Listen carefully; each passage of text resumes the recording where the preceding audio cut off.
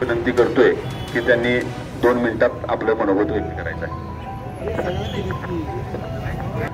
गेल्या 35 वर्षापासून गडिंग्लज येथे प्रथमच साधू संतांच्या नेतृत्वाखाली हा मोर्चा होत आहे। म्हणजे साधू संत ज्या वेळा रस्त्यावर उतरतात म्हणजे किती अन्याय झालेला आहे त्या गावावर, नांदणी मठावर, हे लक्षात येते। आमचं सरकारला एक विनंती आहे, महाराष्ट्रातल्या मुख्यमंत्री देवेंद्र फडणवीस साहेब असतील किंवा मोदी साहेब असतील किंवा राष्ट्रपती असतील, यांना विनंती आहे, हा विषय फार भावनिक झालेला आहे आणि लोकांच्या भावनेशी न खेळता आपणच लवकरात लवकर हा निर्णय घेऊन आजच्या ज्या बैठकीत महाराष्ट्रातल्या जो मंत्रिमंडळाची आज बैठक होणार आहे त्यात निर्णय लवकर घेऊन नांदणी मठाचा हत्ती परत मिळावा।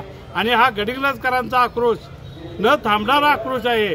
जोपर्यंत हत्ती परत येणार नाही तोपर्यंत आम्ही गडिंग्लजकर शांत बसणार नाही।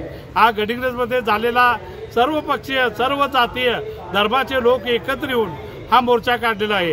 याची दखल भारत सरकारनं घ्यावी आणि लवकरात लवकर नांदणीला हत्ती परत द्यावा, एवढीच आमची विनंती आहे।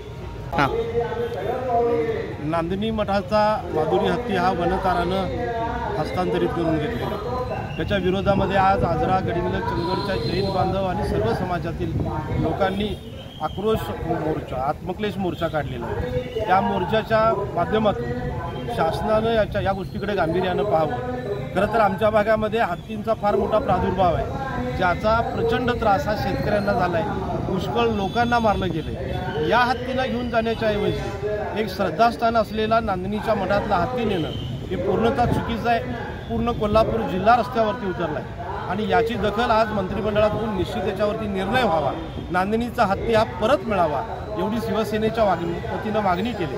आणि भविष्यामध्ये सुद्धा पेटासारखी जी संस्था आहे, जर तुम्ही अशा पद्धतीनं कुठंतरी चुकीची कामं करत असाल तर शिवसेनेच्या वतीनं आम्ही सगळे इथली भटकी कुत्री तुमच्या वनतारामध्ये पाठवायचं काम भविष्यात करू, हेही या निमित्तानं आपण लक्षात घेऊ।